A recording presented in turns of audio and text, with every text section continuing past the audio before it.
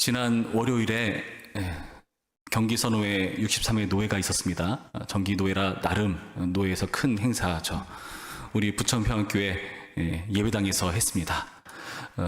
고민도 많고 준비할 것도 많았는데 우리 성도분들께서 많이 수고해 주셔가지고 잘 마친 것 같습니다. 특히 제가 감탄한 것은 간식이었습니다. 다른 노회를 가면은요, 간식에 과자가 많거든요. 근데 우리 교회 노회에는요, 간식이 과일이 많았습니다. 되게 대단한 거 아닙니까? 과일값이 비싼 걸로 알고 있는데 간식으로 과일을 준비하시는 그 정성, 그리고 노예가 좀 길어져가지고 많이 기다리느라 힘드시고 고생 많으셨는데 그걸 잘 견뎌주시고 끝까지 잘 참여해 주셔서 너무나 감사드립니다. 손님을 만든다는 것 굉장히 신경 쓰이고 준비가 많이 필요한 일입니다. 우리 교회가 잘 손님을 받아서 우리 교회에 대한 이미지도 좋아지지 않았을까 하는 생각을 가져봅니다. 그런데 나름대로 나를 잘 받아주겠거니 하는 그런 환대, 그 환대에 대한 기대감, 여러분 이게 굉장히 중요한 건데 이게 좌절되는 순간들이 있습니다. 우리가 어느 장소를 가면은, 어느 자리를 가면은 그래도 나를 이 정도 맞아주지 않을까 하는 그런 생각이 있기 마련인데 그게 잘 충족되지 않을 때 저에게도 있었습니다. 언제냐면은 고등학교 3학년을 이제 막 마치고 처음으로 청년부 예배에 갔을 때였습니다. 청년부 예배에 제가 처음 갔어요. 다른 친구들은 수능 끝나고 이렇게 한 해가 넘어가자마자 바로 갔는데 저는 시기가 있어가지고 그걸 마치고 가느라 좀 늦게 갔습니다. 처음으로 청년부를 간 거잖아요. 그 당시 토요일 날 청년부 예배가 있었습니다. 그러니까 얼마나 떨리겠습니까? 다들 엄청나게 나이 많으신 형과 누나들이 있고 처음 가보는 예배 형식에 많은 부분에 긴장되고 나를 아는 사람이 있을까 하는 생각도 들고 갔더니 어떤 한 누님께서 저에게 뚜벅뚜벅 다가오십니다. 긴장했습니다. 나한테 무슨 말을 해줄까? 뚜벅뚜벅 다가오더니 저를 딱 보고 첫 마디가 뭐였는지 아십니까?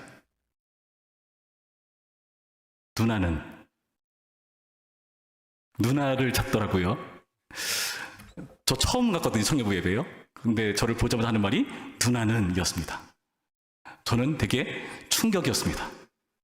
내가 처음 왔는데 내가 처음 온 줄 모르나? 잘못 알고 있는 거겠지? 그래도 먼저 이렇게 왔으면은 잘 맞아주고 어서 와, 잘 왔어, 우리 청년부는 이래저래 이렇게 얘기하면서 잘 챙겨줄 줄 알았는데 첫 마디가 누나는 어떻게 되는가? 저는 그 말이 되게 쇼크였습니다. 되게 마음을 다잡고 그애 날 몰라서 그렇겠지 하고 나름대로 그 당시 청년부 카페에다가 그 가입을 하고 소개글을 쓰는 거예요. 저 이번에 새로 가입한 안석현이라고 합니다. 아무도 댓글을 달지 않았습니다. 여러분, 저는 그게 굉장히 큰 충격으로 다가왔습니다. 여러분, 우리가 어떤 환대에 대한 기대를 가지고 그 환대를 맞이하고 싶은데 그게 잘 이루어지지 않을 때 여러분, 그것이 우리에게 큰 충격으로 다가온다는 거죠. 오늘 본문에 나타난 레위인도 마찬가지입니다. 이 당시 이 사람은 어땠습니까? 우리가 그 전에 고목사님 설교를 통해서 들었는데요. 이 사람은 원래 어디 사람이었죠? 에브라임 산지 구석에서 살던 사람이었는데 첩을 두었어요. 근데 그 첩이 도망을 갑니다. 친정으로요. 그 첩을 찾으러 4개월 만에 베들레헴으로 가서 그 첩을 만나고 장인을 만나고 그 첩을 데리고 돌아오려고 하는 거죠. 돌아오려고 하는 과정이 쉽지는 않았습니다. 그 장인의 회방 아닌 회방, 뭘 벌써 가, 좀 더 있다 가지 하면서 어쩌다 보니까 벌써 5일째가 됐어요. 그것도 끝까지 못 나오다가 저녁 때쯤, 밤이 될 때쯤 빠져나올 수가 있었습니다. 그 밤늦은 시간에 나왔으니까 어떻습니까? 이제 해질녘이 다 닿는데 묵을 곳이 있어야 돼요. 그때 종이 뭐라고 했습니까? 종은 그 근처에 여부스가 있다, 여부스에 묵자, 이렇게 제안을 하니까 이 레위인은요, 그래서는 안 된다, 여기 말고 좀 더 가서 기브아로 가야겠다라고 말을 하죠. 여러분, 이 레위인이 왜 여부스가 아닌 기브아로 가자고 했을까요? 그 이유를 밝혀주는 성경 구절 12절 말씀에 이렇게 나옵니다. 12절 말씀. 주인이 그에게 이르되 우리가 돌이켜 이스라엘 자손에게 속하지 아니한 이방 사람의 성읍으로 들어갈 것이 아니니 기브아로 나아가리라 하고. 뭐로 되어 있죠? 그 여기 나타난 여부수는 어떤 사람들입니까? 이스라엘 자손에게 속하지 아니한 이방 사람의 성읍이다. 그러니까 우리가 이방 사람의 자리에 있을 게 아니라 어디로 가야 된다는 거죠? 이스라엘 자손이 있는 그 자리를 가는 게 맞다. 그래서 이들은 수고를 무릅쓰고 기브아를 향하는 것입니다. 그 기브아에서 이제 어떻게 됐을까요? 동족이 왔으니까 자기를 잘 받아주고 접대해주고 그래야 되는데, 그런 환대를 기대했는데 오늘 본문은 그렇게 되지 않았습니다. 15절 말씀 보시면 이렇게 되어 있죠. 15절 뒷부분 말씀 보시면 이렇게 되어 있습니다. 기브아에 가서 유숙하려고 그리로 돌아 들어가서 성읍 넓은 거리에 앉아 있으나 그를 집으로 영접하여 유숙하게 하는 자가 없었더라. 이 레위인 가족들을 영접하는 사람이 아무도 없었다고 말합니다. 영접자를 기대했는데 영접자가 없는 그런 냉대의 모습. 또 어떻습니까?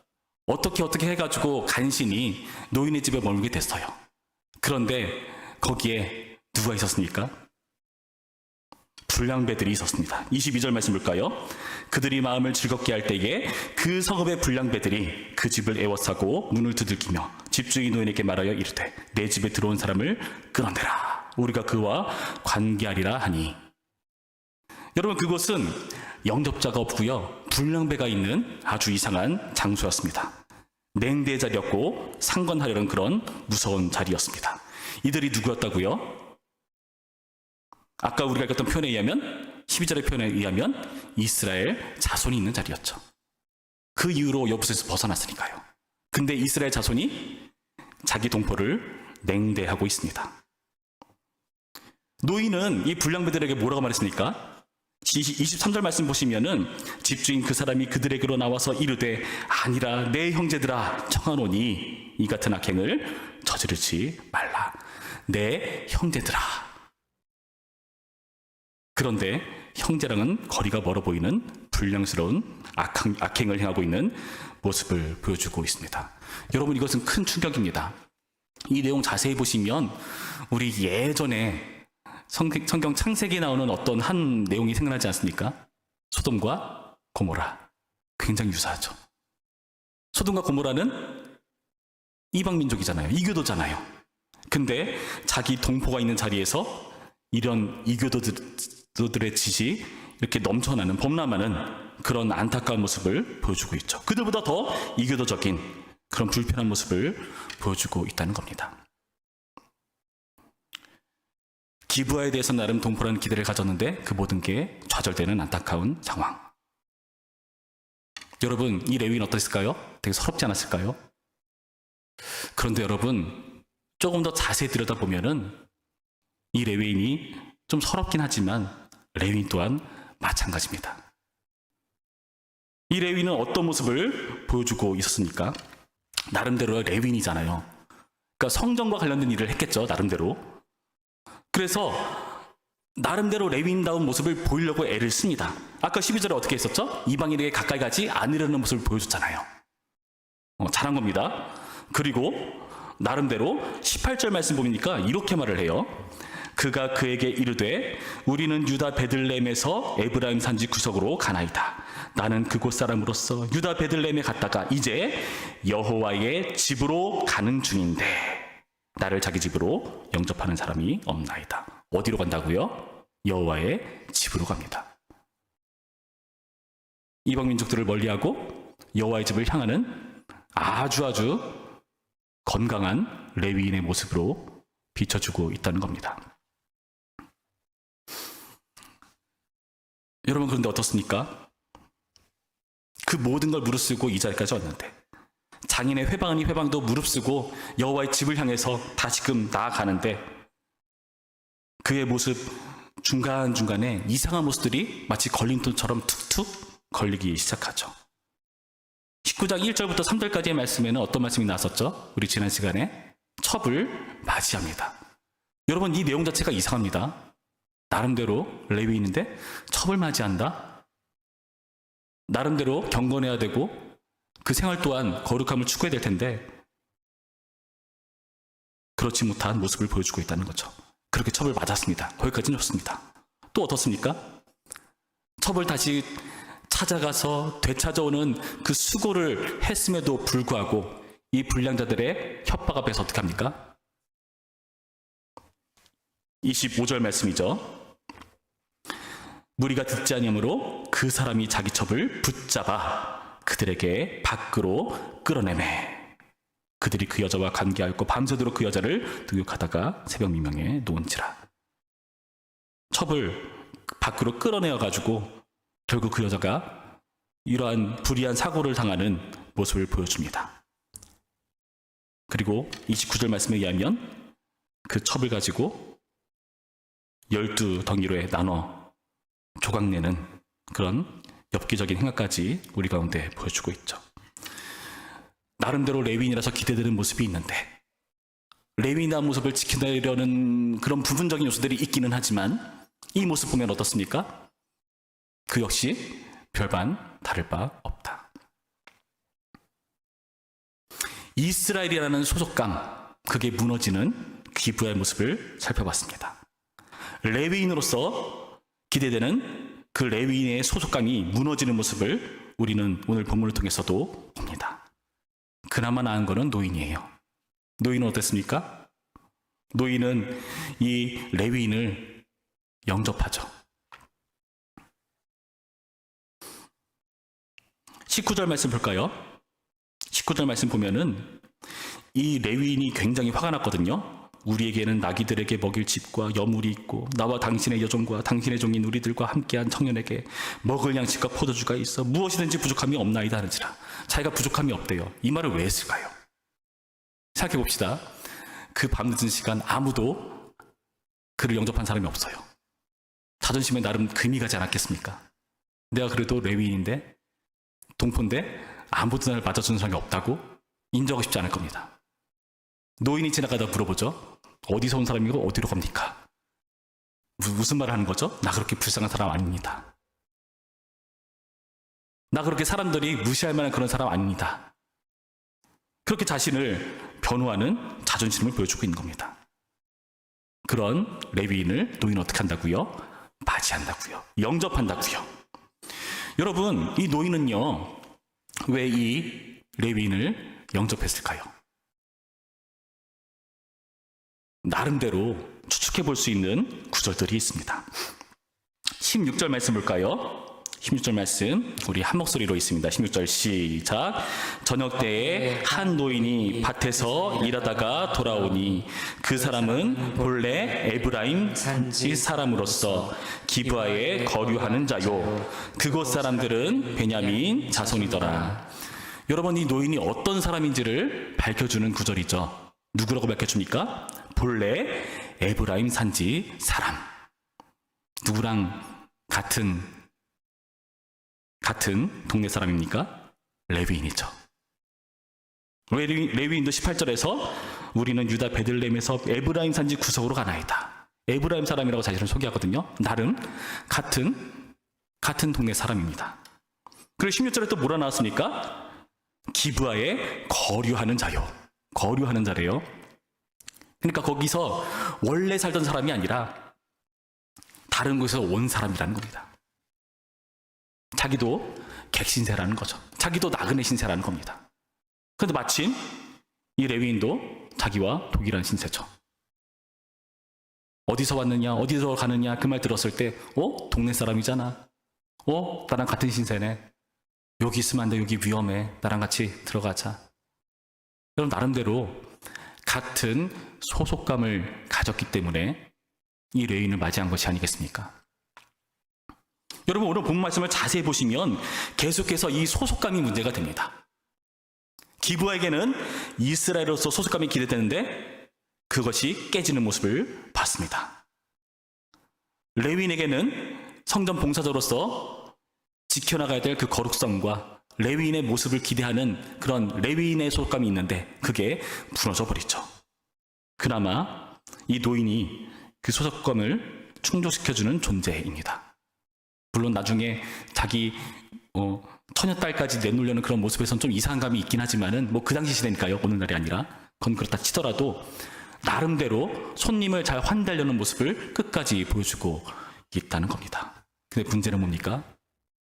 이 노인은 힘이 없는 존재입니다. 손님을 지켜낼 수 있는 능력이 없어요.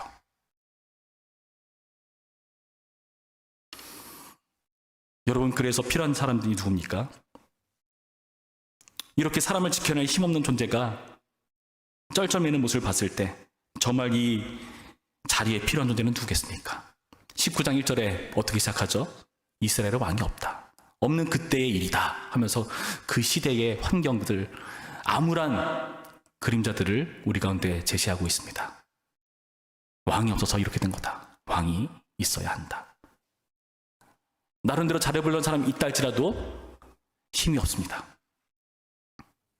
그 안에서 소속감이 불안하니까 휘둘리는 거죠. 그 불안한 소속감에서 어떤 사람은 가해자가 되기도 하고 또 어떨 때는 피해자가 되기도 하고 이런 모습들이 넘쳐나고 있다는 겁니다. 여러분, 오늘날도 어떻습니까? 오늘날도 그렇지 않습니까? 나름대로 소속감이 분명해야 자신을 굳건히 세울 수가 있는데 그 소속감이 흔들리는 때가 아닌가 싶습니다. 요즘 평생 직장이 어디 있습니까? 예전에는 직장이 나의 소속감이 됐는데 소속감이 됩니까 이제? 그렇지 않죠. 국가가 우리의 소속감이 될 수 있을까요? 불안하지 않습니까? 심지어 가정이요? 요즘은 가정도 불안해 보입니다. 과연 우리는 어느 곳에서 소속감을 찾을 수 있겠습니까? 나를 보호해주고 내가 머물러도 괜찮을 든든할 그런 소속감을 주는 자리가 어디 있습니까?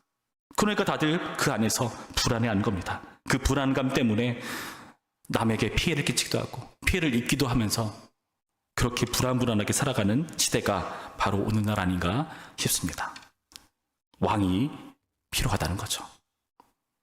여러분, 그래서 사사기 다음에 룻기가 있고 룻기 다음에 사무엘서가 시작됩니다. 이스라엘의 왕이 어떻게 세워지는가를 보여주는 내용이죠. 사사기를 보면서도 우리가 살펴보겠지만은 왕은 어떻습니까? 나름대로 하나님을 대신해서 그 땅을 통치하고 다스려야 될 역할인데 그 기대가 잘 될 때도 있지만은 실패할 때도 너무나 많아요. 과연 이스라엘의 진정한 왕은 어디 계신가?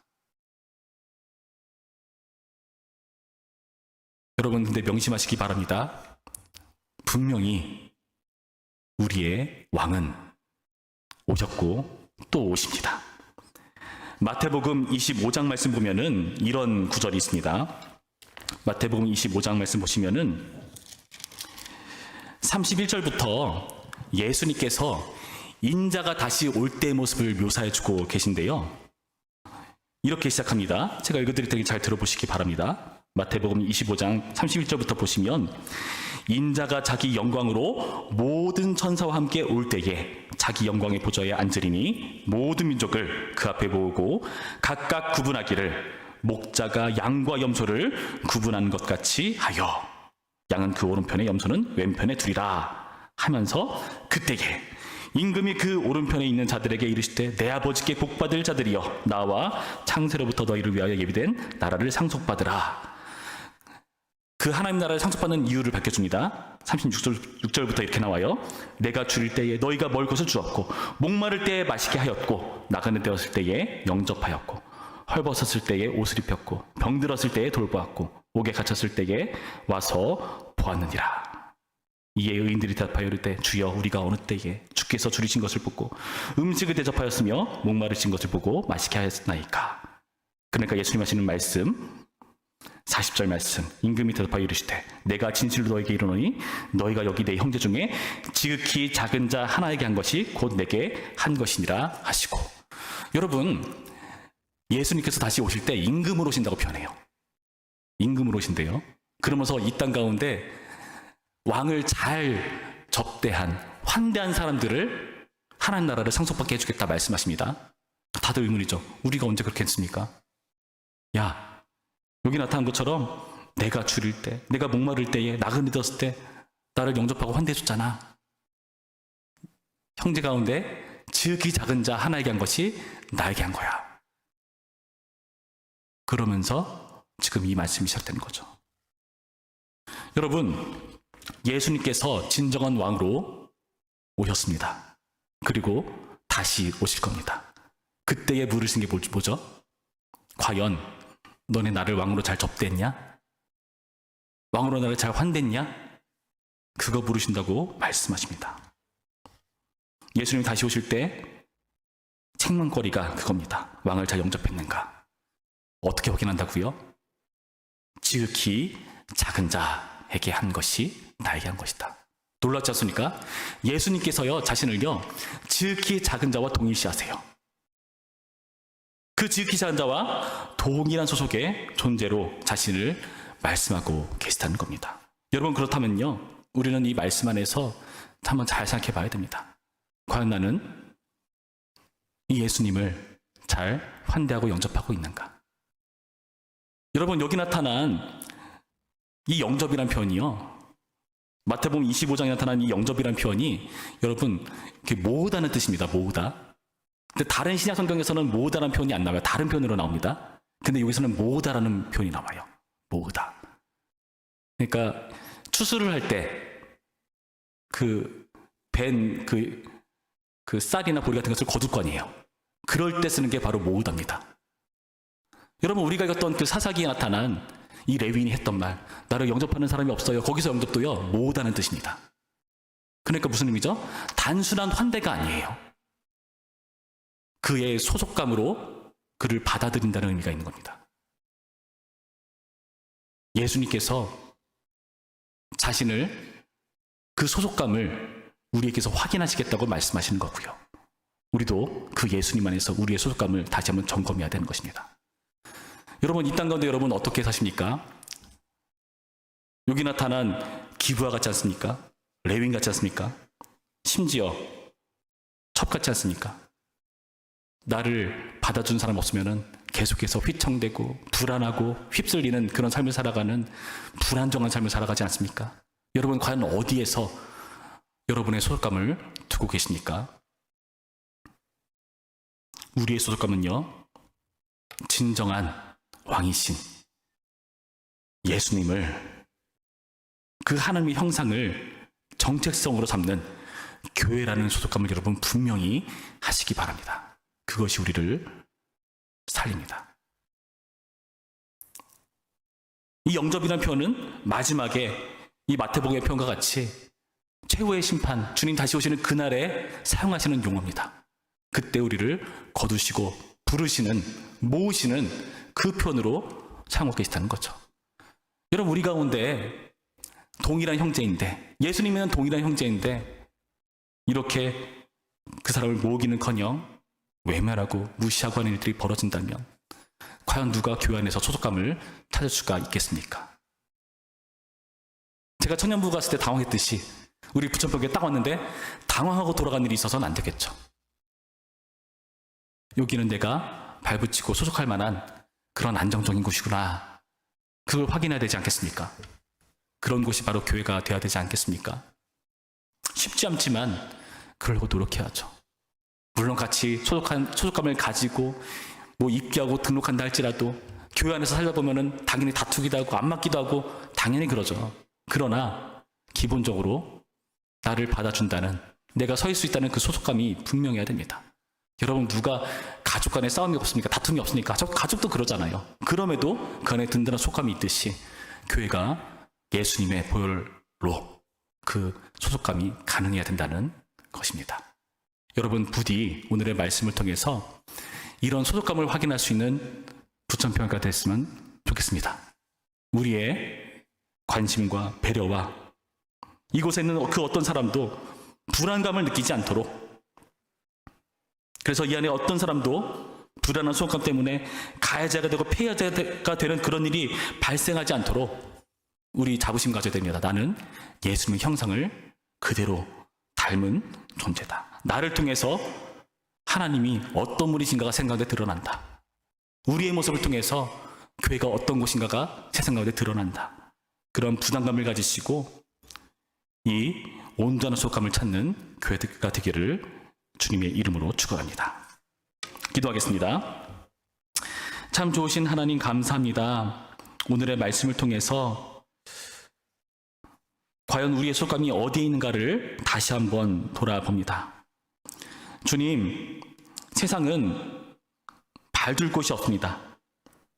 어딜 가든 불안하고 그래서 위태합니다.